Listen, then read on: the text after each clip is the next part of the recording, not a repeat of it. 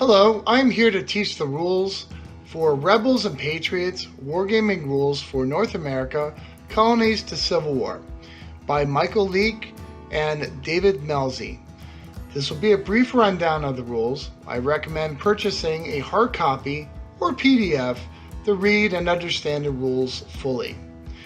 I am using my own French and Indian War miniatures, markers, dice, measuring tape, and terrain to demonstrate.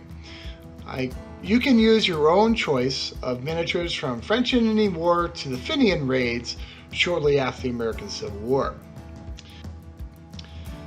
The overview of a player's turn would be for that player to select one of his units, roll to activate, perform the action if the activation score is successful, select the next unactivated unit, and repeat until all the player's units have been selected.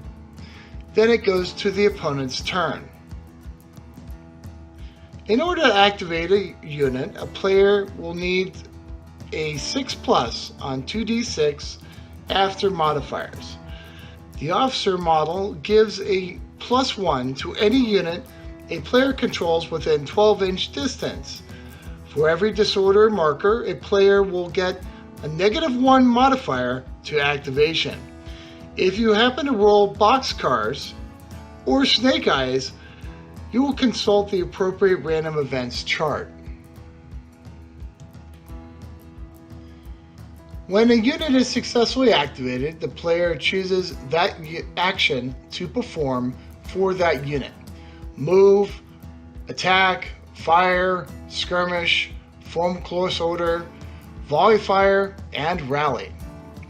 When a move action is selected, the player selects a control model in the unit to move up to its maximum movement speed. Then the rest of the models are picked up and placed around the control figure's final position. If the unit isn't skirmish style, it will have its movement when encountering difficult terrain. When an attack action is selected, consult the total of the activation roll, and that becomes the movement speed.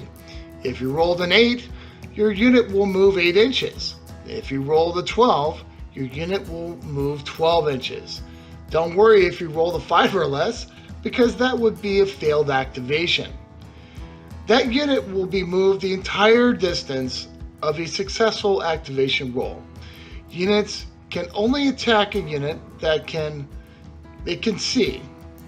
If the unit fails to contact the enemy unit, it is still moved its full distance and the activation ends. If the unit contacts the enemy unit, both sides perform melee attacks. 12 dice if your unit does not have disorder markers, 6 dice if your unit has disorder markers. Charging improves the fighting by 1. Remove 1 model for every 2 hits unless the modifier changes this. Once all melee attacks are complete, whichever unit removed the most models moves a half movement away from the combat. If they are the same, the defender moves half back. When you perform follow-up moves after that, if it's applicable, after that, perform morale tests for units that have received casualties. When a fire action is selected, the unit selects a target that is closest and within line of sight. Resolve the fire by rolling 12 dice if your unit is not disordered, and 6 dice if it is.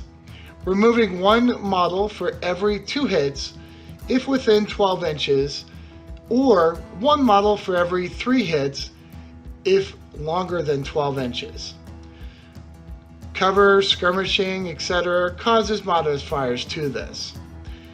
Then you perform morale tests for a unit if they receive casualties.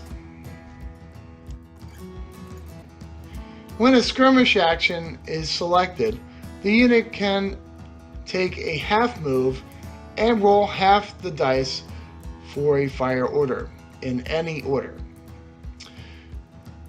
When a form close order is selected, The unit forms 2 ranks with all models contacting.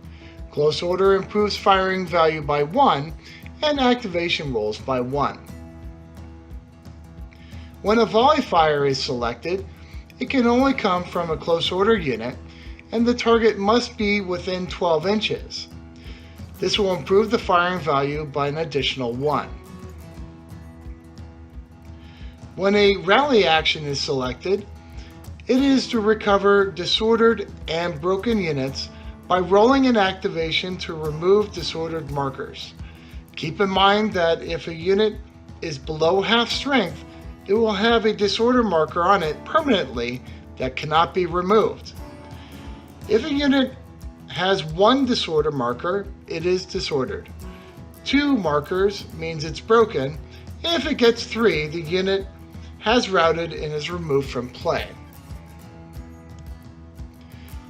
That is a rundown of the Rebels and Patriots rules. For game length and how to win, and that is up to the individual scenarios in the book. Have fun gaming!